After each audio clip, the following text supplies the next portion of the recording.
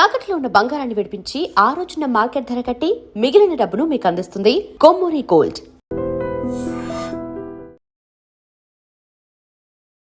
నమస్కారం సార్. నమస్తే అండి. సార్, ఇప్పుడు చూస్తుంటే చిన్న పిల్లల మీద అత్యాచారాలు ఎక్కువగా జరుగుతున్నాయి. రీసెంట్గా మదనపల్లిలో జరిగిన ఇన్సిడెంట్ తీసుకుందాం. వాడికి ఆల్రెడీ గతంలో కూడా నేర చరిత్ర ఉంది అని చెప్పేసి పోలీసులే స్వయంగా ఒక ప్రెస్ దాంట్లో కూడా ఇన్ఫర్మేషన్ ఇవ్వడం జరిగింది. ఇలా చూస్తుంటే ఎందుకని ఇవి రోజు రోజుకు జరుగుతున్నాయి? తర్వాత నెక్స్ట్ శిక్షలు పడ్డప్పుడు ఒకలాగా, పడకముందు ఒకలాగా ఇలా బిహేవ్ చేయడము, దీన్ని ఎట్లా చూడొచ్చు అంటారు? సంగీత గారు, ఇవాళ రోజు మనం చూసుకుంటే ఈ రెండు తెలుగు రాష్ట్రాల్లో కొద్దిగా పిల్లల మీద అఘాయిత్యాలు ఎక్కువవుతున్నాయి. నేను కూడా చాలా ఇదివరకు కూడా ఇంటర్వ్యూస్లో చెప్పడం జరిగింది అండ్ వీటి మీద నేను కొన్ని కేసెస్ కూడా చేయడం జరిగింది, అంటే చిన్నపిల్లల విషయంలో.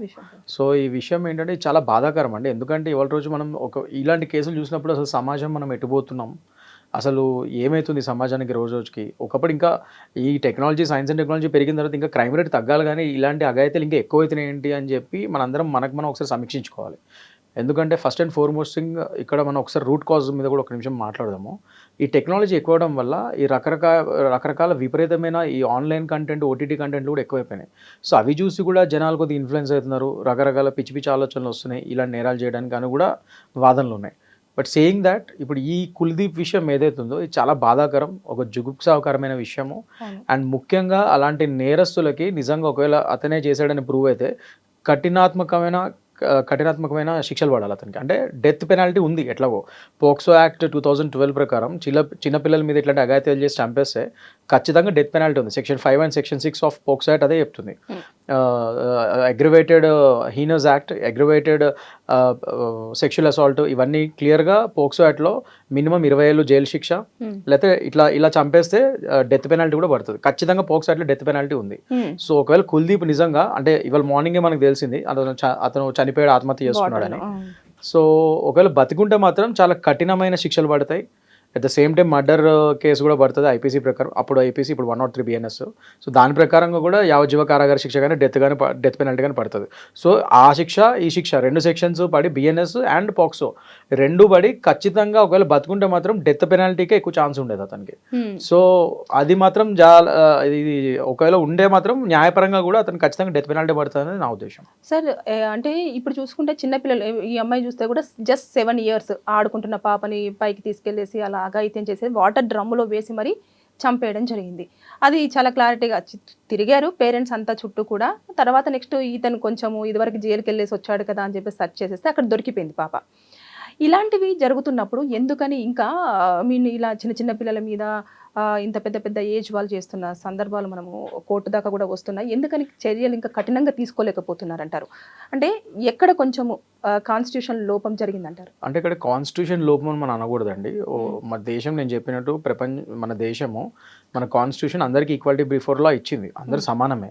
సో కాన్స్టిట్యూషన్ తప్పేం లేదు, మన కాన్స్టిట్యూషన్ కరెక్ట్గానే ఉంది. జనాలు తప్పులు చేస్తున్నారు, జనాలు ఇక్కడ రోజుకి చాలా అసహ్యంగా మృగాల్లాగా తయారవుతున్నారు.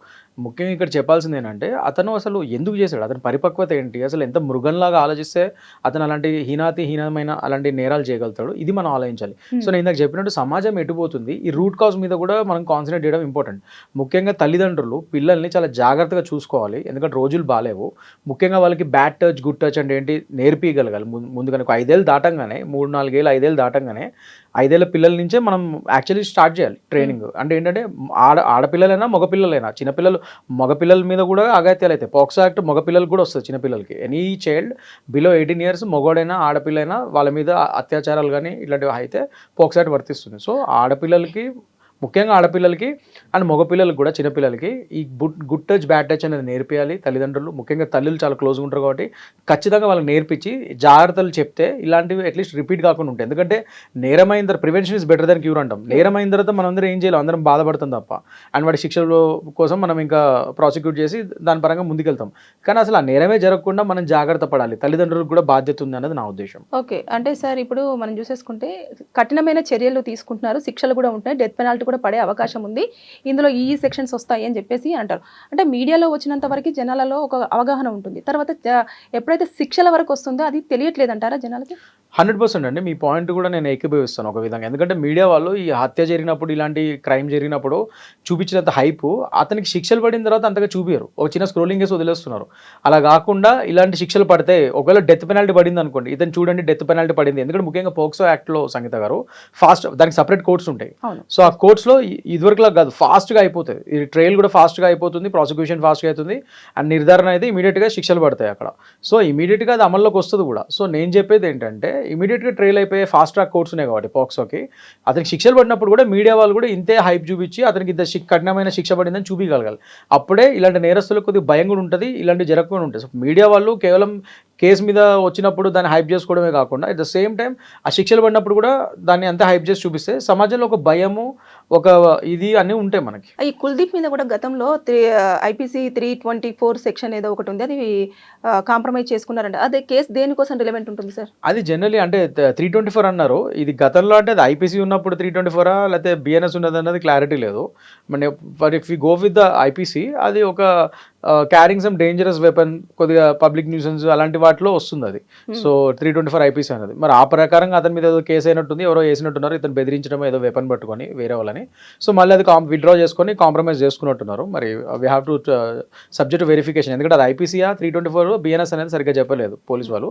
But what ever it is, అతనికి నేర చరిత్ర ఉంది, హీఈస్ అ సీరియల్ ఒఫెండర్. అతని ఇట్లా నేరాలు అక్కడ కాలనీలో కూడా చాలా డిస్టర్బెన్సెస్, ఇలా అసభ్య ప్రవర్తన అతనికి రెగ్యులర్ అంట. సో అలాంటి నేర చరిత్ర ఉన్నవాడు, నేరంగా మెంటాలిటీ ఉన్నతను, సో డెఫినెట్గా ఇలాంటివి పాల్పడే ఛాన్స్ ఉంటుంది. సో సమాజం కూడా ఇలాంటి వాళ్ళు సమాజంలో మీ చుట్టుపక్కల మీ లొకాలిటీలో కమ్యూనిటీలో ఉన్నప్పుడు మీరు అప్రమత్తంగా ఉండాలి. వాళ్ళు ఇలాంటివి చేస్తే అందరూ కమ్యూనిటీ ఏకమై ఇమీడియట్గా అతని మీద పోలీస్ యాక్షన్ ముందే తీసుకునే విధంగా రెడీగా ఉండాలి. ఎందుకంటే ఆల్రెడీ అతను మీ కమ్యూనిటీలో రెగ్యులర్గా ఇట్లా ఇబ్బందులు పెడుతున్నప్పుడు మీరు అందరూ అప్పుడే పోలీస్ వాళ్ళు అప్రోచ్ అయ్యి ఇతని మీద యాక్షన్ తీసుకుని ఉంటే ఇవాళ రోజు ఈ ఇన్సిడెంట్ అయ్యేది కాదు కదా.